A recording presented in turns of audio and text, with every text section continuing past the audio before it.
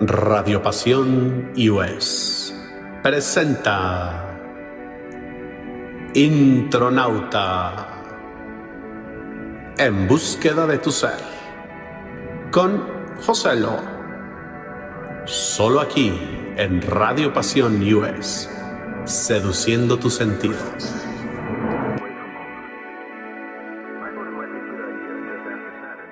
Queridos amigos, bienvenidos a su programa Intronauta. Una vez más tengo el gusto de tener a Francisco Medina Espinosa conmigo y vamos a seguir hablando de este tema apasionante que son los niveles posibles que un ser humano atraviesa a lo largo de su existencia. Y para entrar en contexto, mi querido Francisco, estábamos hablando la vez pasada sobre los 4 niveles que mencionaba el Bhagavad Gita. Lo recordamos brevemente: el nivel de la persona que sufre, un primer nivel, el sufriente. Un segundo nivel es el buscador de riquezas, el buscador de estos placeres sensoriales a través de la riqueza, a través de obtener cosas. Un tercer nivel es el indagador, aquel que empieza a hacerse preguntas. Y un cuarto nivel es alguien que ya está practicando, lo que ya está rumbo a la realización espiritual, por decirlo de alguna manera, ¿no? Habíamos prometido a la audiencia que íbamos a continuar con este discurso. Ahora vamos a tocar ya directamente el tema de Gurdjieff y lo que es el famoso cuarto camino, mi querido Gopa. Te agradezco tu presencia de nueva cuenta aquí en este programa.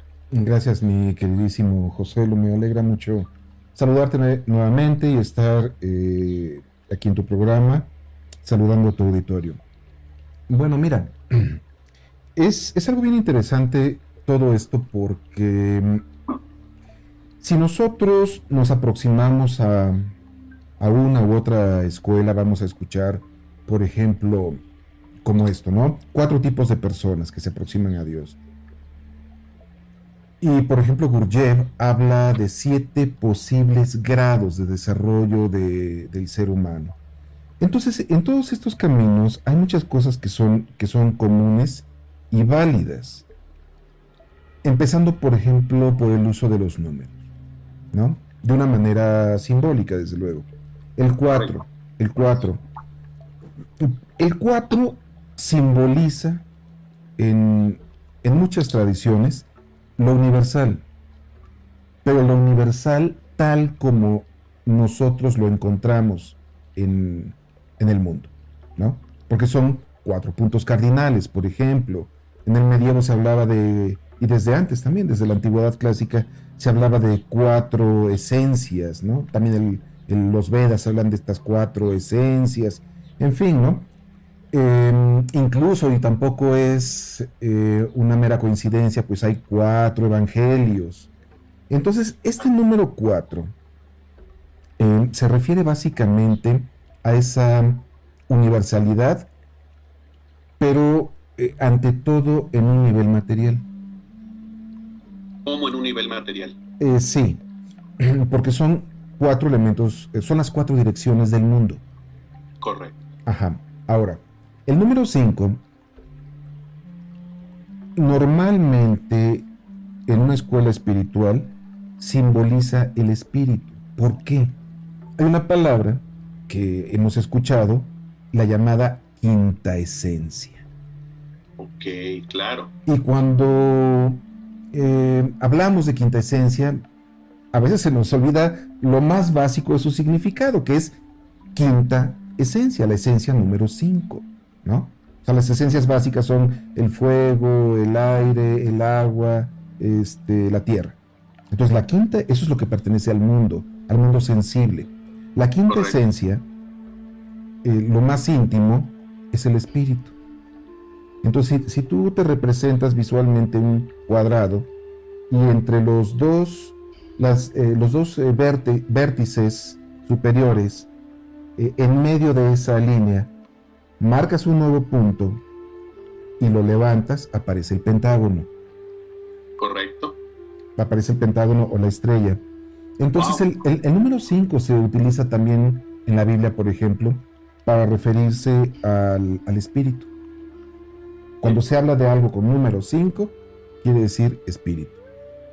Entonces, la tarea a fin de cuentas, la tarea de aproximarnos mediante una escuela espiritual, mediante escrituras, mediante un maestro fidedigno, una escuela espiritual, es despertar realmente una conciencia plena de la naturaleza espiritual y comenzar a actuar desde esa naturaleza. Correcto. Es un nuevo estado de conciencia, es distinto. Entonces, Gurdjieff, él habla de siete niveles, pero de estos 7 niveles, los seres humanos, dice él, se encuentran en una de 3 categorías. Quiero hablar de esto también porque, por ejemplo, el Bhagavad Gita nos habla de 3 modalidades de la naturaleza material: la ignorancia, la pasión, la bondad. Pero pues, no es que haya una energía especial, ¿no? Que influye, como si fuera la fuerza de gravedad o algo, y de repente cambia, hace un switch y aparece otra modalidad, y luego en la tarde ya aparece otra modalidad y en la noche otra. No, simplemente son categorías conceptuales.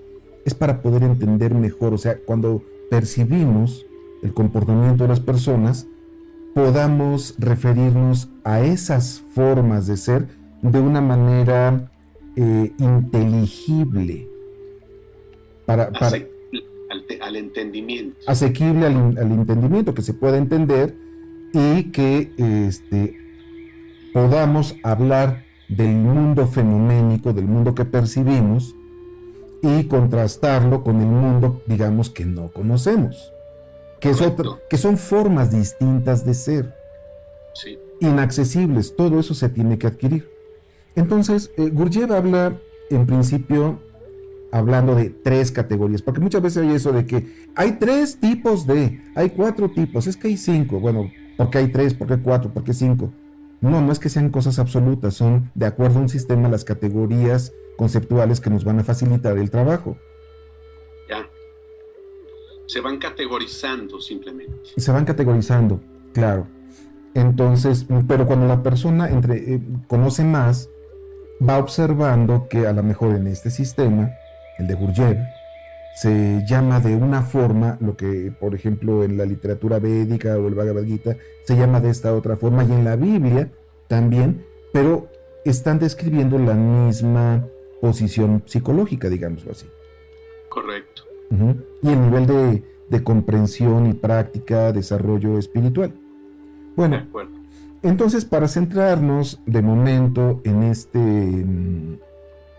método de Gurdjieff, método quiere decir, meta es griego, meta es más allá, y odos camino. Es decir, es un camino, un proceso que se sigue para llegar a un objetivo que no, más allá, o sea, no estamos en esa posición.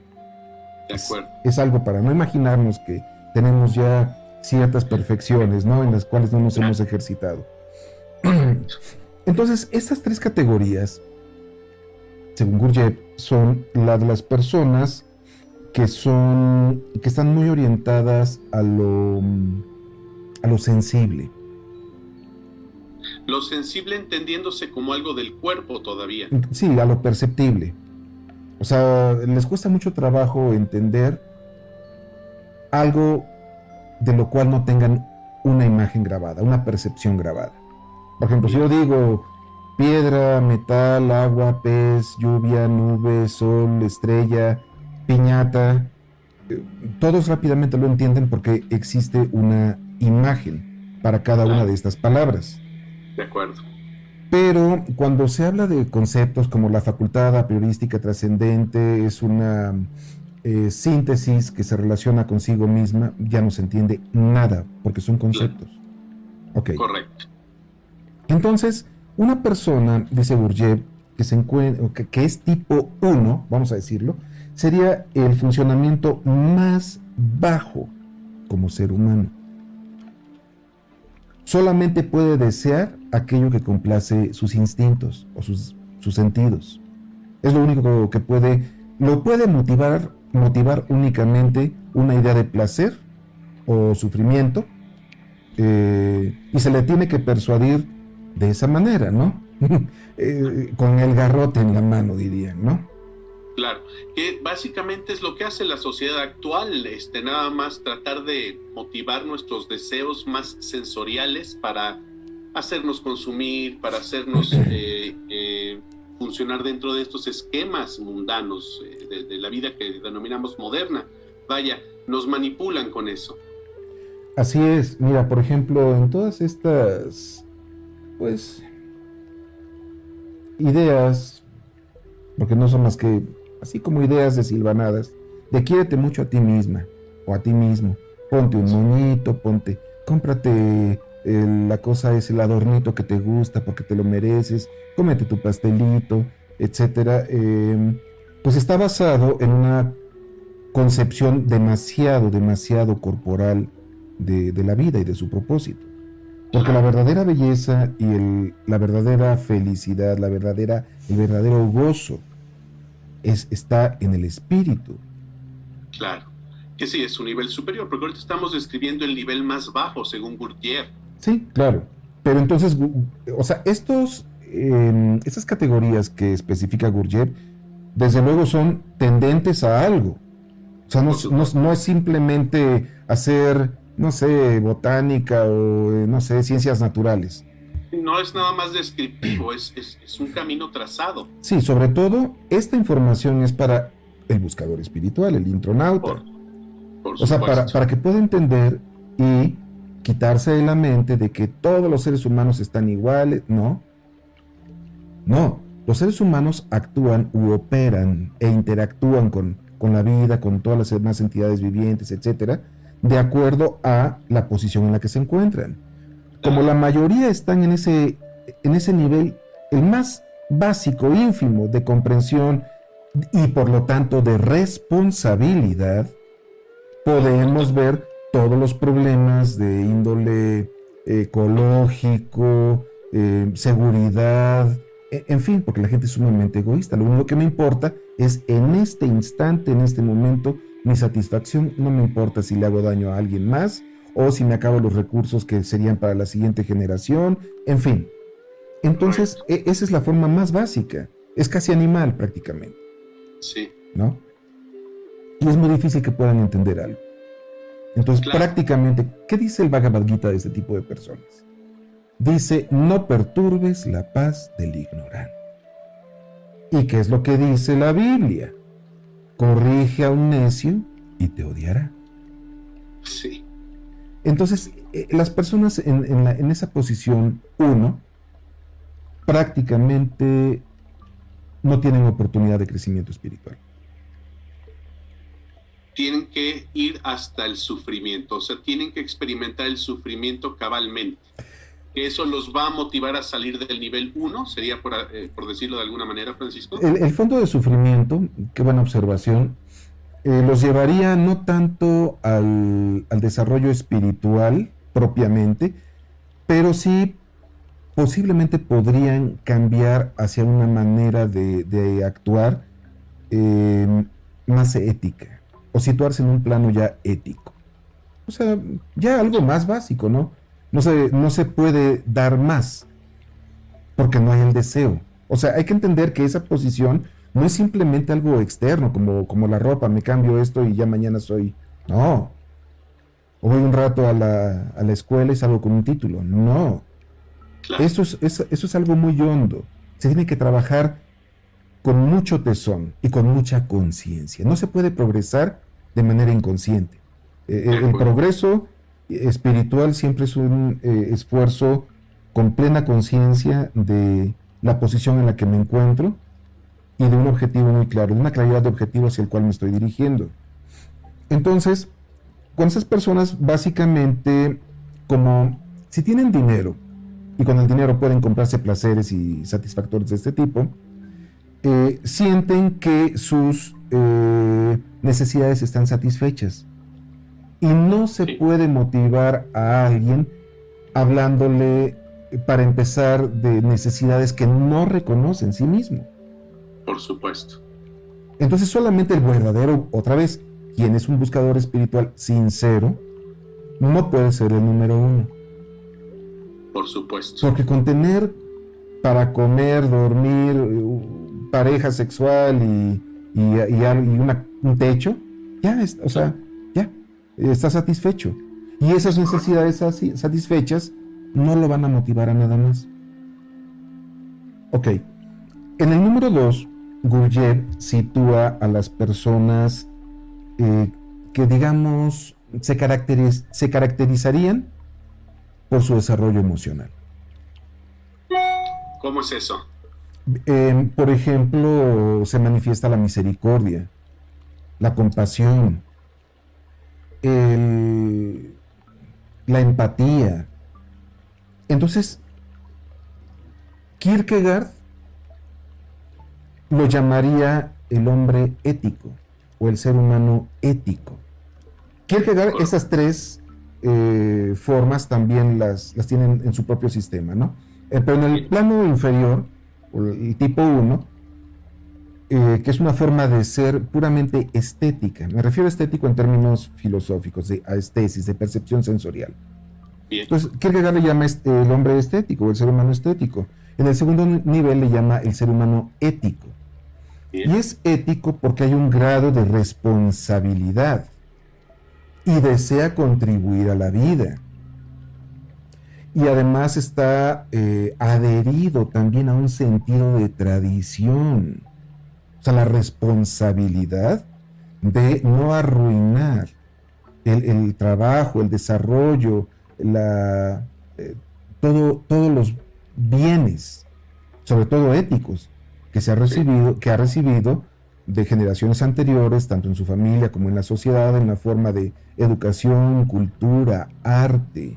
Tradición. Exacto, eso es tradición. Solamente los seres humanos pueden hacer tradición, no los animales. Un chimpancé fue un experimento muy real. Pusieron en un cuarto a un chimpancé con apetito y colgaron de una cuerda, como si fuera piñata, unos plátanos. Y por ahí dejaron en un rincón unas cajas de madera. Entonces, este chimpancé, que estaba entrenado hasta cierto punto para manipular objetos, finalmente descubrió las cajas después de que se cansó de estar saltando y no llegar. Acomodó las cajas, las habilitó como tipos... Sí, las habilitó, apiñó como escalera. Pudo llegar a los plátanos, bajó, quedó satisfecho y dejó en paz los demás plátanos. Cuando eso sucedió, entonces introdujeron en esta habitación, en este cuarto, a otro chimpancé, más o menos de las mismas características, y volvieron a acomodar por allá en las esquinas las cajas. Aquí lo interesante fue que el segundo chimpancé repetía las acciones del primero, se ponía a brincar, a saltar, etcétera, y si se le ocurría o no se le ocurría usar las cajas, pues se quedaba con hambre, ¿no? Claro. Pero lo interesante del experimento es lo siguiente, que el primer chimpancé ya sabía qué era lo que tenía que hacer. Y no se lo comunicó al siguiente. Wow. Ese es el punto de la tradición. Y esa es la forma de actuar de las personas que están en el modo de ser uno, el hombre uno. No desarrollan tradición. ¿Y sabes por qué? Porque ni siquiera leen. La forma en la que nosotros comunicamos la tradición es principalmente mediante los libros. Ni el periódico, ni el Facebook, ni esas cosas son tradición. Eso es pura inmediatez, es pura pérdida de tiempo, ¿no? Sí. Entonces, los libros es la forma en la que el ser humano, y claro, la arquitectura, la verdadera arquitectura, ¿no? Y en fin, otras artes, ¿no? Es la forma en la que el ser humano transmite tradición, experiencia, conocimiento a las siguientes generaciones. Solamente el ser humano lo puede hacer. Entonces, el hombre número 2 sería la persona en la cual su centro de gravedad ya no es la complacencia instintiva, sino la responsabilidad, y porque precisamente es responsable porque es ético y siente, se conduele. Claro. Son las personas, por ejemplo, que espontáneamente ven un perrito sufriendo, lo recogen, lo llevan a un santuario, o los veganos que dicen, no, yo ya no voy a a ser cómplice de este maltrato a otras entidades vivientes, de su asesinato, etcétera, ¿no? Por supuesto. Entonces, esa es la posición del ser humano número 2, según Gurdjieff. Y la del número 3 sería una persona intelectual. Por ejemplo, líderes de opinión, incluso estadistas, ¿no? Gandhi, por ejemplo, sería una persona número 3. O sea, con un intelecto muy desarrollado.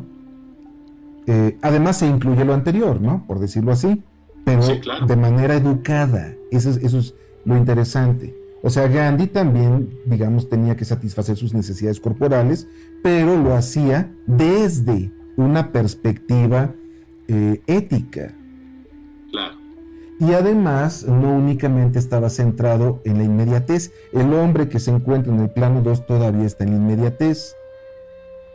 Puede ser corresponsable, pero ahí en su entorno inmediato.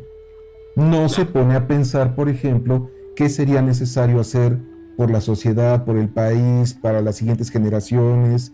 Digamos, este hombre número 2, aunque ya empieza a atender tradiciones, es más ético, más responsable, todavía está en un círculo muy pequeño de influencia, no ha traspolado quizás su propia familia. Antes que en la sociedad piense en su propia familia, esa sería una pregunta. Básicamente piensa en su propia familia y nada más. Claro. Es un egoísmo extendido. Claro. Y en su grupo de amigos. Sí. Quiero aprovechar para recordarle a nuestra audiencia, a nuestro auditorio, que estoy conversando con Francisco Medina. Estamos hablando de los niveles de acuerdo a Gurdjieff, sus enseñanzas del cuarto camino. Continuamos, mi querido Francisco. Gracias, mi querido José. Entonces, sí, el número 1 es una persona totalmente egoísta, completamente egocéntrica. El número 2 es una persona responsable. O sea, sí, va a procurar el bienestar de la familia, de los amigos, etcétera, ¿no? Y se puede condoler y ver otra entidad viviente, el perro, el gato, etcétera, y se opone al maltrato de los animales, ¿no? Pero vive en la inmediatez también. O sea, su espacio vital en términos temporales es nada más esta semana. Claro. ¿No? Máximo la quincena. Y ya está pensando qué va a hacer llegar a la quincena, a dónde se va a ir a comer con la familia. Es ¿no? correcto. El número 3, que ya es una actividad propiamente intelectual, porque es reflexión. Implica necesariamente reflexión. Es decir, sí, ¿cuál es mi tarea en la vida? ¿De qué manera puedo contribuir a la vida? Una persona así, por ejemplo, cuando lee un libro, puede ser una novela como de Leo Tolstoy, incluso Shakespeare, en fin, ve fotografías del siglo XIX, contempla catedrales góticas del siglo XIII, claro, y entonces percibe algo ya muy distinto. Ya nos acercamos ahora sí a la búsqueda espiritual. Lo que percibe es la vida. Una vida constante. Y son vidas que además importan. Porque empieza a ver las obras literarias, filosóficas, religiosas, en fin, ya como la obra de seres semejantes, ahora sí verdaderamente semejantes a él, preocupadas por la vida. Claro. Cuando uno ve con cuánta viveza describe Leo Tolstoy las preocupaciones, dolores, sufrimientos, defectos, lucha interna del ser humano por crecer espiritualmente, uno está confrontando, ahora sí, testimonios del espíritu, testimonios de la vida. Y entonces viene la pregunta interesante: ¿en qué se sostiene toda la vida? Y entonces piensa, tiene que ser Dios. Tiene que haber un ser superior. Claro, porque es Dios quien sostiene todas estas manifestaciones, desde las muy poco trabajadas, pasando por un, digamos, un egoísmo responsable, hasta un altruismo. Altruismo viene de alter, de otro, o sea, de pensar en el otro. Porque entonces se percibe la vida. Y veo en ese momento, cuando mi interés rebasa la inmediatez y que mi responsabilidad y el significado de mi vida puede rebasar la vida inmediata en que me encuentro. De acuerdo. Ya tiene una percepción más allá. Claro. Está dejando esta inmediatez. Claro. Entonces, si no progresa más espiritualmente, de todas maneras deja huella. Puede ser con obras de este tipo, que son edificantes, ¿no? Claro. Alguien que se pone a escribir tonterías de puro entretenimiento no es esto, ¿eh? Claro. Estamos No hablando de pensamiento elevado. Mínimo número 3. Entonces, podemos encontrar estadistas. Por ejemplo, no sé, un Giuseppe Garibaldi, que después de luchar por unificar a la gente y ponerla de acuerdo por el risorgimento italiano, se viene a Uruguay y Argentina y anda viendo dónde más procura el bien para los seres humanos, para tratar de decirles: tienen derecho al conocimiento, tienen derecho a la libertad, tienen derecho a crecer interiormente y formar parte de la vida. Bueno, pero el número 4, ahora sí llegamos a lo interesante.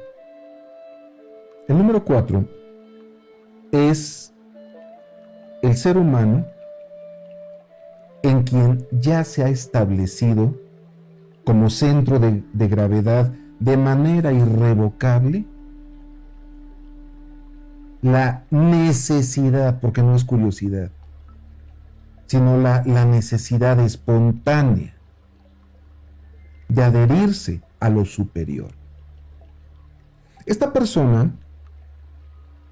cuando ya comienza con mucha seriedad a querer adherirse a lo superior, y tiene que empezar por conocer, empata con las categorías que veíamos la semana pasada en el Bhagavad Gita, con aquella persona en búsqueda de conocimiento, el buscador intelectual. Claro, el indagador. El indagador. Ya sería esta persona. Para que veas que no es tan fácil nada más agarrar y ponerle etiquetas a la gente.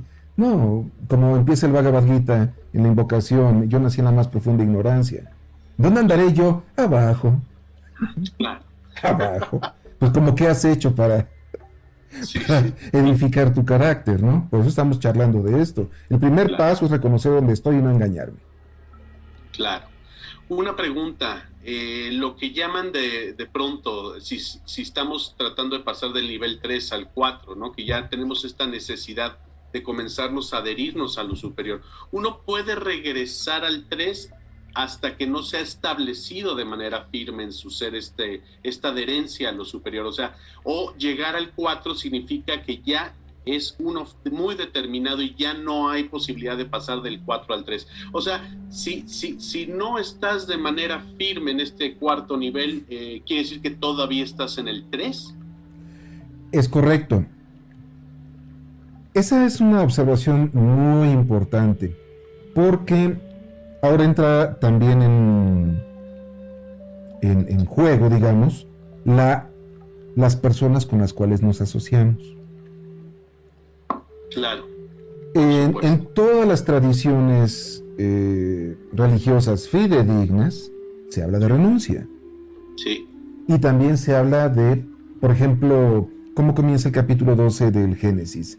Sal de tu tierra y de la casa de tu padre a la tierra que yo te mostraré. Es el llamado de Abraham. O sea, tienes que dejar todo y seguirme. ¿Qué es lo que dice Jesucristo en los evangelios? Al joven rico le dice: deja todo, sígueme. Sí. El Bhagavad Gita y el Bhagavatam van a hablar también de que hay diferentes estadios con diferentes responsabilidades en la vida. Dedicarte a estudiar, se le llama brahmacharya, luego a adquirir y asumir verdaderamente las responsabilidades de un hombre de familia responsable de la misma, y entonces se le llama grihasta. Correcto. Y luego, claro, ahora no es para llegar a la muerte codiciando cosas y haciendo dinero, sino a una determinada edad, cuando los hijos también ya son adultos, uno se tiene que retirar, o sea, dejar esas aspiraciones puramente materiales, porque se supone que para eso, en la primera etapa de su vida, como Brahmachari, estudió en qué consiste el objetivo de la vida. Es que esta información, esa educación está totalmente ausente en la sociedad contemporánea. Es correcto. Pero bueno, en otra oportunidad, si es posible, platicamos un poco más de eso. Pero por supuesto, Francisco. Entonces el punto es que si nosotros no somos realmente serios y nada más está aquí en la mente como una puras asunciones intelectuales, pues entonces realmente nunca se estableció en el 4. 4 quiere decir que está plenamente establecido. ¿Puede caer? Sí puede caer. Porque vivimos al filo de la buena voluntad. ¿Qué quiere decir esto? Que no hay decisión que abarque la totalidad de nuestra vida. Siempre tenemos que decidir a cada instante entre lo que es conveniente para el desarrollo y lo que es inconveniente. Y esta sociedad nos está bombardeando de cosas innecesarias e inconvenientes. Aquí son las disyuntivas, estas bifurcaciones en el camino que siempre se nos presentan de alguna otra manera, ¿no?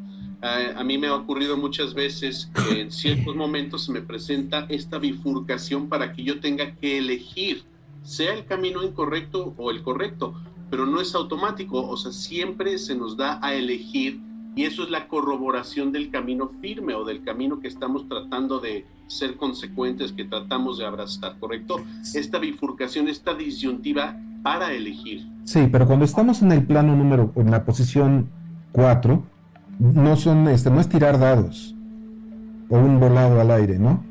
Una moneda al aire. Claro. Sí, existen siempre las disyuntivas, o sea, porque libertad quiere decir eso, quiere decir que existe la otra opción, siempre existe la otra opción, eso es libertad. Sí. Pero número 4, ante todo, quiere decir que ya se desarrolló en mí, más allá del puro interés intelectual, la voluntad. Bien. La voluntad. Entonces, siempre la caída empieza con el orgullo y con lo poco. No tiene nada de malo que uno al año no hace daño, en fin, ese tipo de cosas. Entonces se va debilitando. O con que le abramos la puerta a alguna de nuestras pasiones, se vuelve a despertar. Pero sobre todo, o sea, al hablar de estas categorías o niveles, es muy oportuna tu observación, porque no son posiciones absolutas, sino la forma en la que está actuando la persona hoy, sí, en esa situación. Entonces, para que una persona del número que está ya en la posición del número 4, o sea, el centro de gravedad, no quiere decir que no haya otros contrapesos, pero el centro de gravedad está perfectamente establecido en el camino trascendente, en el camino espiritual. Aquí tengo una pregunta, Francisco. Entonces, si dices que un nivel 4 todavía puede caer, todavía puede desviarse del objetivo, quiere decir que él permite que una de estas puertas, permite abrir una de estas puertas y atisbar todavía, o puede llegar a probarlo, pero inmediatamente regresa a la vereda, regresa a la senda correcta. No necesariamente. Por eso en una de las tentaciones de Jesucristo en el desierto, a una de las tentaciones él responde, porque le dicen, puedes tirarte desde lo alto del templo y los ángeles te vendrán en tu ayuda y te rescatarán, porque está escrito que tu pie no tropezará. Y la respuesta es, sí, está muy bien eso que dices, pero es mejor no tentarás al Señor tu Dios. Entonces la persona que está en el plano 4, en la categoría 4, entiende lo que está haciendo. O sea, no se engaña. Así es. Entonces, vamos a decirlo de una manera muy coloquial quizá. Sabe que lo que va a hacer está mal, pero no se engaña. No dice, ay, bueno, pues al rato voy con el sacerdote y me va a poner a cantar otras 2 o 3, cantar, oye, a rezar otros 2 o 3 Padres Nuestros o no sé cuántos mantras y ya. No, una persona así sabe que va a haber consecuencias. Entonces, sabiéndolo, dice, yo sé que ahorita voy a pecar. Porque pecar quiere decir realmente hacer algo que me aparta en mi camino de Dios. Así es. O sea, me inhabilita, ¿no? Básicamente es como el elefante que sale del río y lo primero que agarra es lodo y tierra y se lo echa otra vez encima. Pero en este caso, ese elefante agarra y dice, hace cuenta que fuera añoranza. Y dijera, añoro cuando yo era un elefantito, lodosito.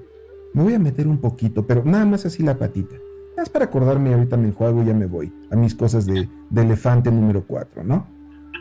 Pero ya que está el sonso ahí en la orilla, llega el cocodrilo y lo muerde. Claro. Y ese cocodrilo es la lujuria, por ejemplo. Correcto. Wow. Entonces, por eso una persona verdaderamente seria no se permite estas cosas. Puede haber ciertos resbalones, vamos a llamarle así, caídas, por un descuido, pero la persona seria, la persona que ya está en 4, trata de recuperarse rápidamente.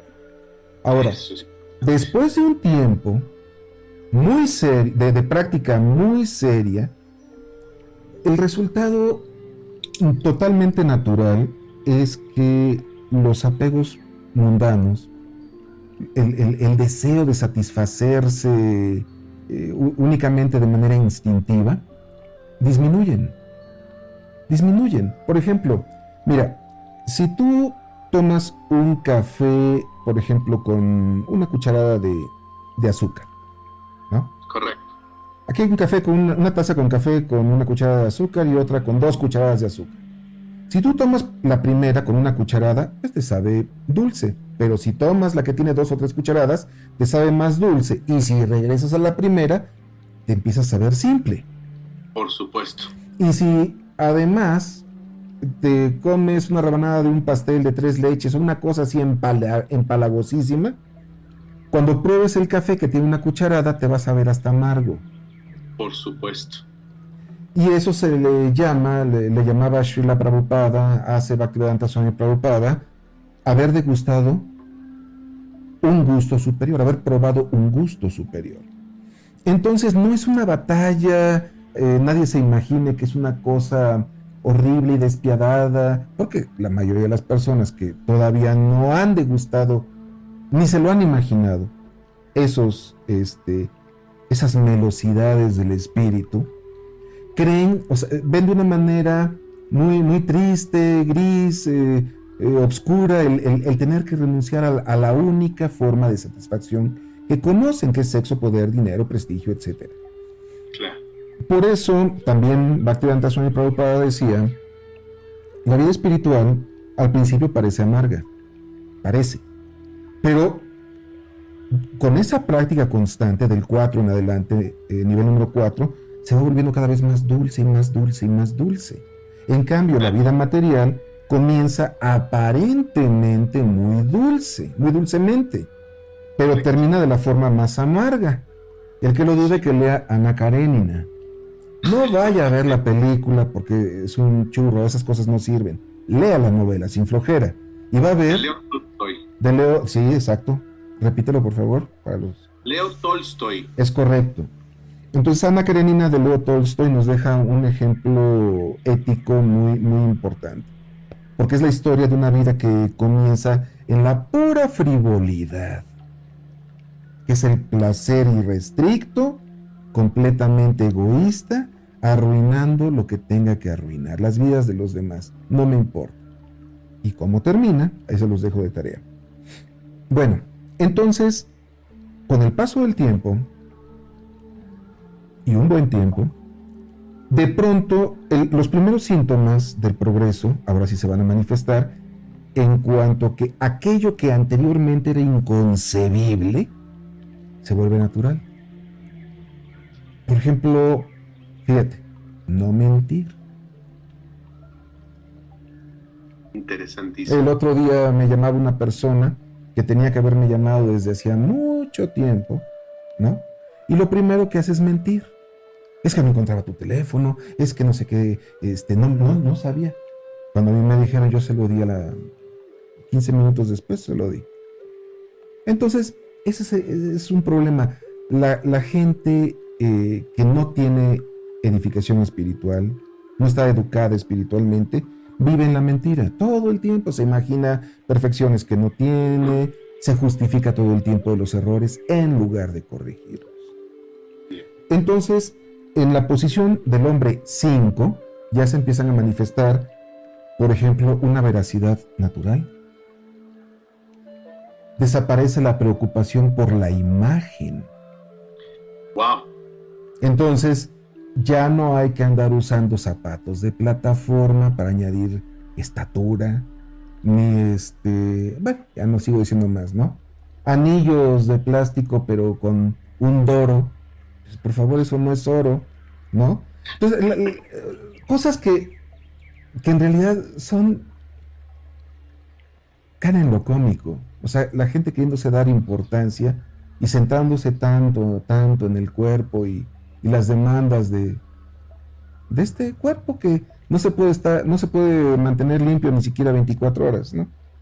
Claro. Entonces, el hombre o el ser humano en la posición número 5 es una persona en la que va desapareciendo todo eso, la vanidad, el deseo de reconocimiento, desaparece el egoísmo, desaparecen las ideas limitadísimas de que la felicidad tiene que ser inmediata e instintiva. Se empieza a preocupar realmente de una manera seria y además ya como una necesidad, porque se da cuenta de que la suya es una responsabilidad hacia los demás, la tradición.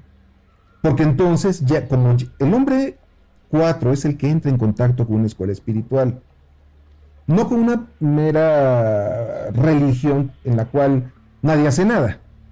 Claro. No, porque pues como ya Jesucristo murió por nosotros, yo ya no hago nada. Eso, exactamente. Eso no es religión, porque la religión quiere decir vincular, ¿no? Sí. Entonces, la persona número 4 es la que ya entra en contacto. Pero ¿cómo voy a entrar en contacto con una escuela espiritual, con un maestro espiritual fidedigno? Cuando llegues lo sabrás. Es más, no vas a tener que ir a buscar a nadie, van a llegar a ti. Porque es la manera en la que verdaderamente interviene Dios, acercando a la persona sincera a las fuentes sinceras del conocimiento.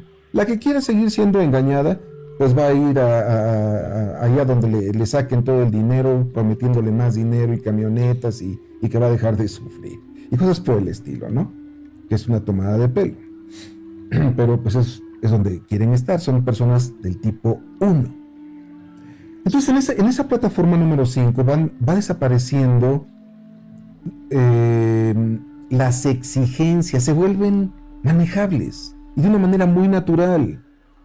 Uno ya no está peleándose con todo, ni con todos, ni con los instintos. Se convierte en algo muy natural y entonces del 5 en adelante, no solamente lo viejo queda atrás, sino que lo nuevo, lo insospechado comienza a manifestarse. En la forma, por ejemplo, de una comprensión profunda, espontánea, natural, que los místicos llaman revelación. Qué apasionante. Y entonces se comienzan a incrementar las posibilidades del ser humano. No hay que imaginarse a un Mickey Mouse con su gorro como en fantasía el gorro del mago y queriendo jugar a que es el mago, inunda ahí toda la casa y agarra hachazos a las escobas y hasta que llegue el otro y le da un escobazo. Es algo mucho más serio, ¿no? Porque la gente a veces cree que vida espiritual quiere decir que de repente voy a empezar a mover objetos o me voy a ver mi alma. Yo vi cuando me separé del cuerpo, ¿sabes qué? Duerme bien. Ya no fumes esas cosas. Exacto. Ajá, porque no, la vida espiritual no son esas fantasías infantiles prácticamente. Se empieza a manifestar como amor. empezamos a entender por primera vez en nuestra vida qué quiere decir amor. Qué apasionante. Que ya no es el puro sentimentalismo, sino, no, es un amor espontáneo. ¿Y por qué aparece ese amor espontáneo? Porque en estos grados superiores, Dios se empieza a sentir como una realidad, como la gran realidad. No es así una entelequia allá en el futuro o arriba de las nubes, o no. Hoy y aquí, su presencia, su omnipresencia. No es necesario ver cosas, no. Es algo muy distinto. Cuando se llegue se sabrá. Nada más quiero terminar con esto, para cerrar esta parte. Gurdjieff utiliza el número 7 bastante en su sistema. Y esto es porque el 7, por ejemplo, también se usa mucho en la Biblia, es el número que representa lo perfecto. El grado de lo que está acabado, el acabamiento. Por eso se habla de 6 días de creación y el verdadero acabamiento, observen lo que dice el Génesis. Dice, el séptimo día descansó de su obra. Es decir, observen que en el séptimo día no se menciona, como en los días anteriores de la creación, no se menciona luz, agua, tierra, animales, semillas, árboles, ser humano. Solamente se habla de Dios y de el reposo del Señor. Es decir, es el misterio sagrado.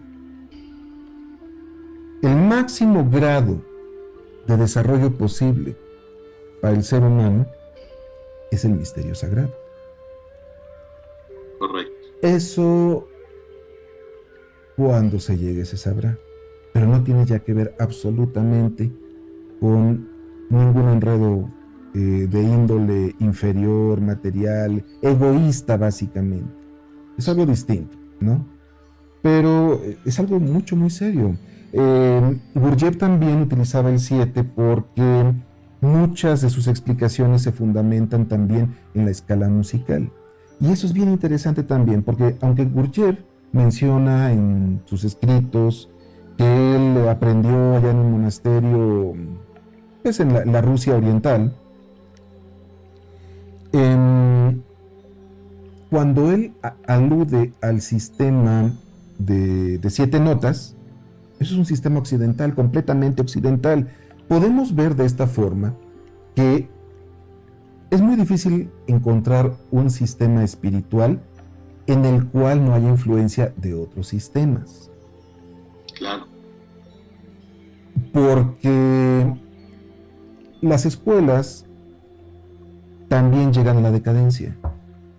Cuando se olvidan de cuál era el propósito y nada más se reúnen para fines políticos o para echar novio o no sé qué cosas, se pierde completamente el objetivo. Entonces cae en decadencia y alguien tendrá que rescatar las enseñanzas esenciales y las reformula, las refunde de acuerdo a un nuevo tiempo, lugar y circunstancias.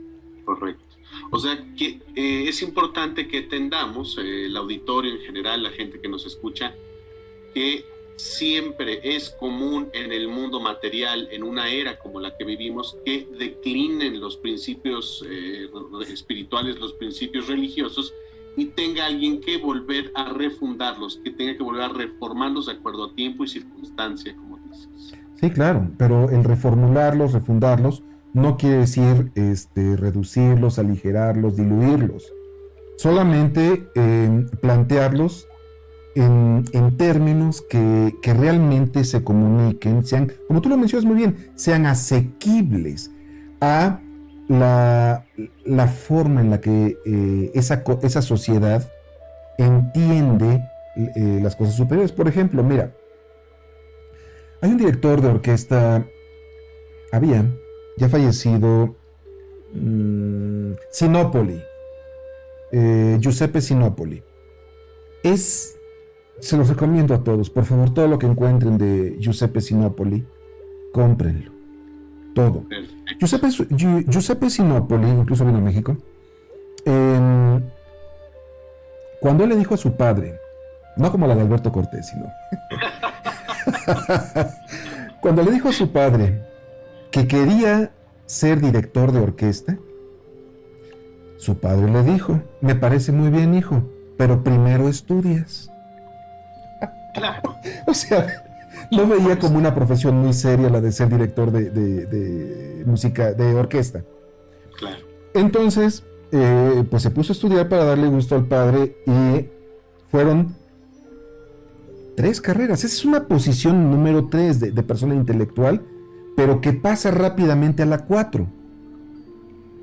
Toda su vida estuvo dedicada al bien del ser humano, desde la perspectiva divina. ¿Por qué? Porque él estudió psicología, antropología y música. Giuseppe Sinopoli. Giuseppe Sinopoli.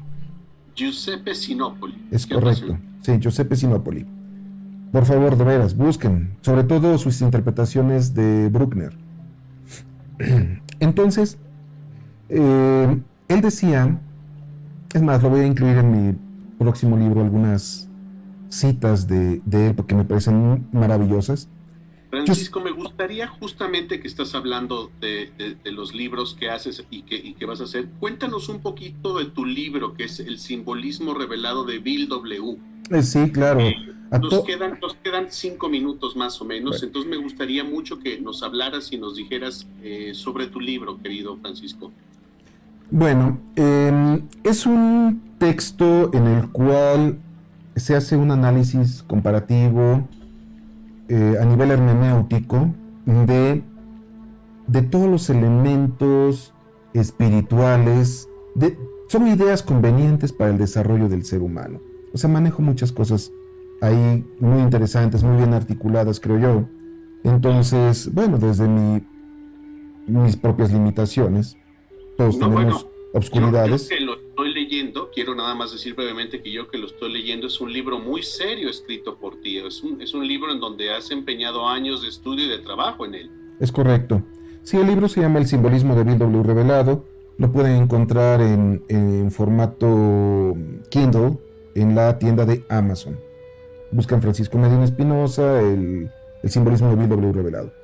Y también pueden acudir a ti, también pueden escribir. Claro, me pueden escribir a francisco.medinae@me.com. Pero no quiero dejar al aire lo de Sinopoli, porque tiene que ver con todo esto.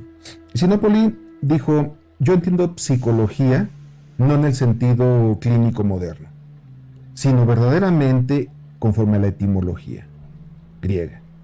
Es decir, es el estudio del alma. Como Carl Jung. Como Carl Jung, exactamente. El estudio del alma. Y entonces cuando yo hablo de psicología y de manifestaciones psicológicas, estoy hablando de, como Carl Jung, de la manifestación del espíritu. Y él dice, es muy difícil en este contexto, en esta época. Él falleció a finales de los 90, principios de los 2000. Dijo, hablarle a la gente de espíritu, porque inmediatamente lo malinterpretan.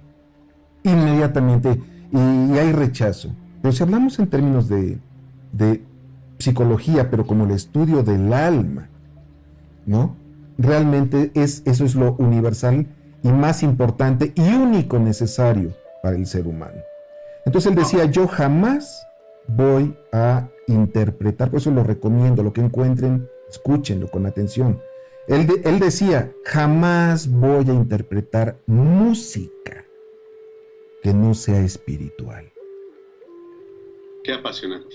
Entonces, pues con esto te quiero agradecer por tu maravillosa amistad y la oportunidad de compartir algo que espero sea considerado valioso por alguna persona.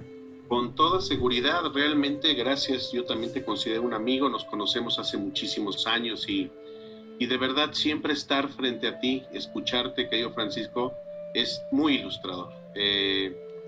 Estas charlas justamente las ponemos a la mano de la audiencia, del buscador espiritual sincero, de toda aquella gente que se está preguntando por cosas más allá de lo que llamamos inmediatez. Y tú, Francisco, pues eres un ejemplo de tenacidad a lo largo de estos años. Yo te he visto crecer mucho y créeme que celebro mucho tu amistad. Eres bien correspondido, querido Francisco. Y por supuesto vendrán otros temas. Ya estaremos pensando tú y yo qué otros temas vamos a dar a la audiencia. Y siempre apasionante tenerte en este programa que se llama Intronauta. Justamente el eslogan de este programa es En búsqueda de tu ser. Y bueno, es el ejercicio que estamos haciendo, que estamos intentando y ponemos a la mano de nuestro auditorio, estimado Francisco. Claro que sí. Bueno, pues te mando un abrazo fraterno y mis mejores deseos para todo tu auditorio. Igualmente, Francisco, te mando un abrazote. Muchas gracias a nuestro auditorio, muchas gracias a Paula, a Ricky y a toda la audiencia de Intronauta, aquí por Radio Pasión US. Muchas gracias. Hasta la próxima, Francisco. Hasta luego.